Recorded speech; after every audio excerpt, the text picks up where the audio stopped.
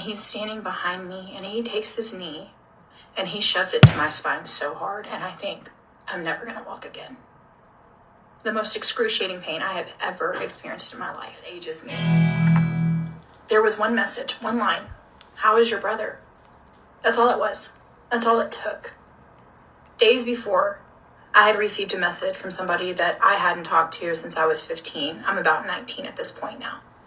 And it was just, hey, how are you? We caught up. It was innocent. I hadn't really talked to anybody from my past because I was a teenager and I was married with 2 kids and I was beaten daily. I didn't really have much to brag about. So I didn't talk to anybody from my past, any of my old classmates. I was hours away from where I grew up. And so when somebody reached out, even though he was from my brother's class, it was nice to just talk to somebody. Him and I had been friends too. So we caught up. Very innocent. But I told him, please don't send another message. Don't send another message to me. And I deleted the entire conversation because I knew no matter how innocent it was, he was going to read it, he was going to find it, he was going to search for it, and he was going to turn it around on me. And he just disregarded that message. And he said, how is your brother? That's all. That's the only thing that my ex could see was, how is your brother? And that was it. That was enough. He grabbed me by my hair. He pulled my hair so hard I could feel blood start to form on my scalp. He dragged me across the dining room again to the living room, and he shut the bedroom door because our apartment complex had a 3-strike rule and we had already had 2 strikes. Our neighbors had already called the cops twice. If it happened again, we were evicted. And he knew that, so he was smart. And he dragged me into the kitchen. And I see something on the table. It looks like a belt. It looks like a spoon. I don't know. I can't really tell. I'm trying to figure out how I missed that when I walked in. I tried to be very observant of my surroundings. I tried to make sure I knew where everything was at all times because everything was a weapon. He grabs the belt off the table and he starts swinging. He doesn't care where he's heading. He is swinging. It is coming around and kissing my cheek, hitting the top of my head, my body, my sides. And I think it's not going to stop, but I can hear his breathing getting heavy. And so I know he's getting tired. And then he does stop. And he grabs my hands and he pulls them behind my back and he uses that same belt that he just beat me with to restrain me. And then he starts flinging fists. I don't think he really cared where he hit, but it almost felt like it was with such precise aim. My kidneys, my stomach, my face, over and over. And I screamed. And he shoved a sock in my mouth because he didn't want the neighbors to hear. And then he grabs me by my hair and he lifts me up. I am on my knees and my weight is being pulled by my hair. And he's standing behind me and he takes his knee and he shoves it into my spine so hard, and I think I'm never going to walk again. The most excruciating pain I have ever experienced in my life. And then he drops me and he leaves me. He goes in the bedroom and he goes to sleep.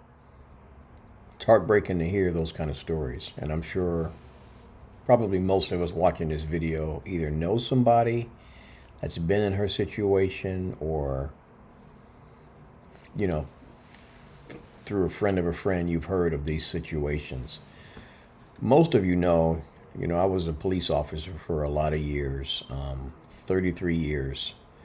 And in that time frame, I can't even count how many domestic violence situations we responded to. And I just want to give some kudos to this lady. It takes a lot of courage to do what she's doing, to expose what it is that she was enduring for years. And I'll just be honest with you, just from a law enforcement perspective, when we would respond to these kind of calls, there were times where we clearly had probable cause to arrest the husband or the boyfriend. And as soon as we try to arrest them, the wife or girlfriend starts attacking us.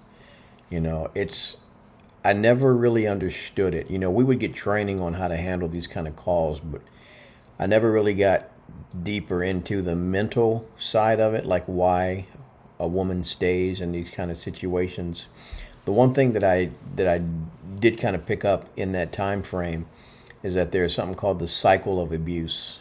And I don't know how women break through that cycle other than with counseling and getting the courage to walk away from these situations. But it's sad, really, that men, and I know there are situations where there are women that are the abusers, but today I just want to focus on men because that's what she's talking about, where they have things in their past where all this anger, all this rage, all this narcissism, all this anger, all this baggage that has never been dealt with, that's been suppressed. And this is how they've either been allowed to respond or it's never been checked. And this is how they act out. This is how they deal with their problems. And I know there are a lot of women in this situation. So my hope, and I'm going to get back to the video and let her finish telling her story. My hope is that if you're watching this video, just trust that you can be where this lady is. You might watch this video and think, I am living her life that she's describing. But you feel like you have no hope. You feel like you have no way out. There's a way out, and I don't know how to tell you to take that step of faith and to reach out and ask for help, because a lot of time there is a lot of deep-rooted fear, like I've heard it referred to as a trauma bond between the person that's abusing you, and yourself. So anyway, let me get back to the video. It's heartbreaking.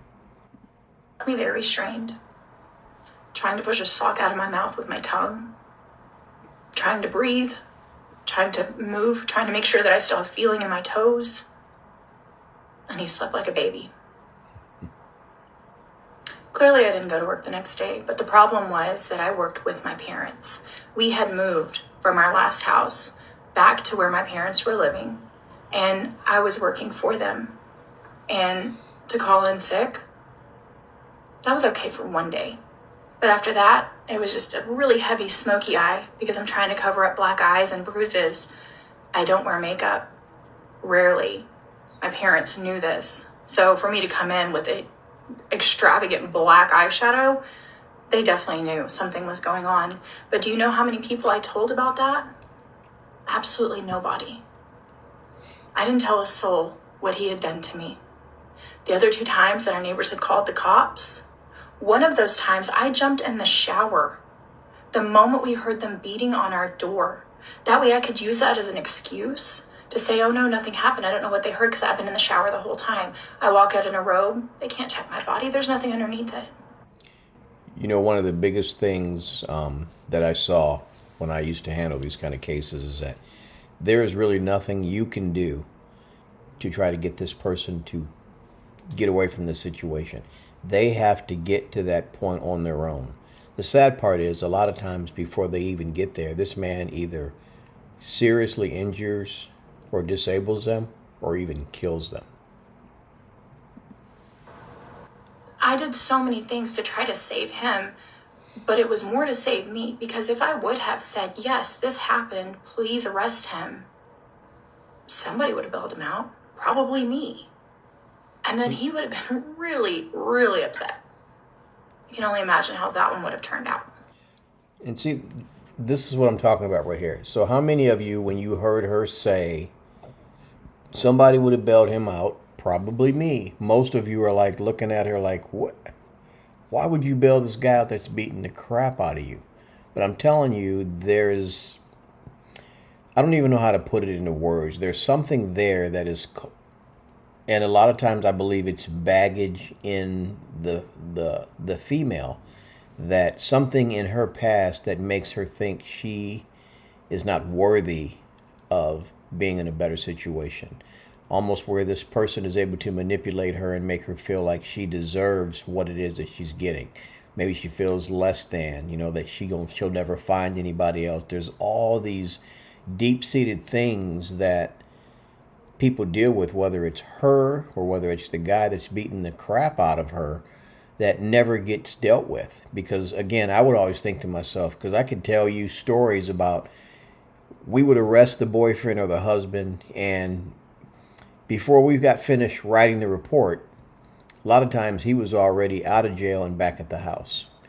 Until they started changing the law where they would make it where he had to sit in jail overnight to see a judge in the morning to get conditions based on his release, but it's just crazy. So there's more factors to it than just some stupid person staying in an abusive relationship.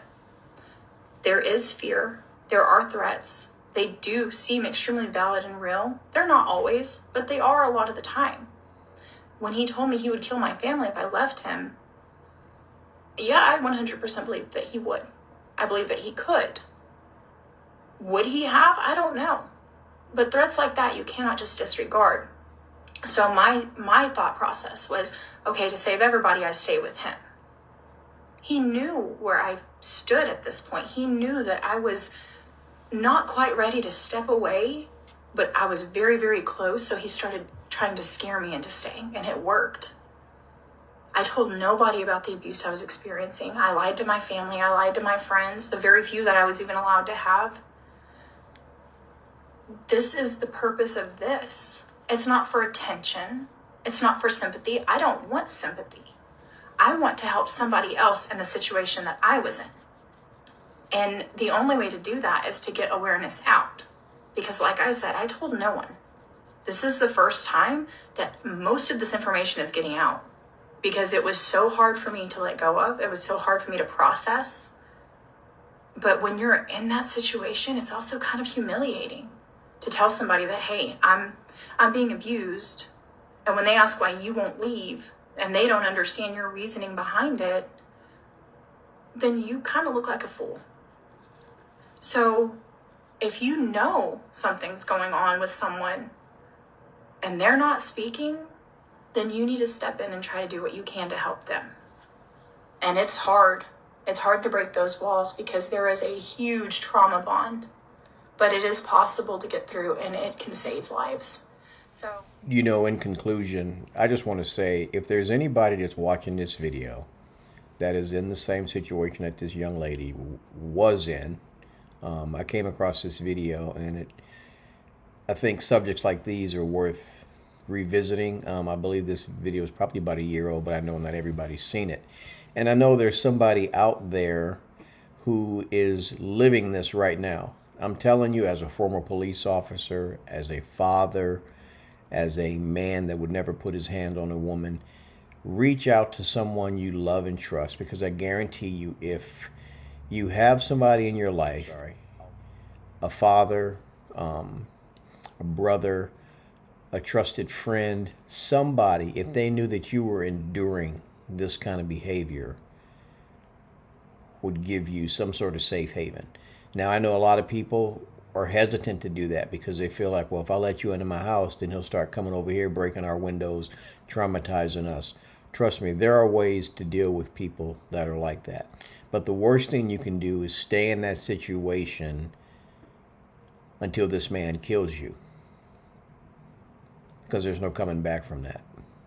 So if you're in this situation, find somebody you trust. And like I said, even in law enforcement, we can't protect you 24/7, but most law enforcement agencies have numerous contacts and organizations that can help you where you can get out of these situations. Again, like I said, if you're in this situation, please tell somebody. So again, make sure you like this video. Make sure you subscribe to the channel if you haven't already done so. And like I always say, I love all you guys, and I will check you on the next one. Later.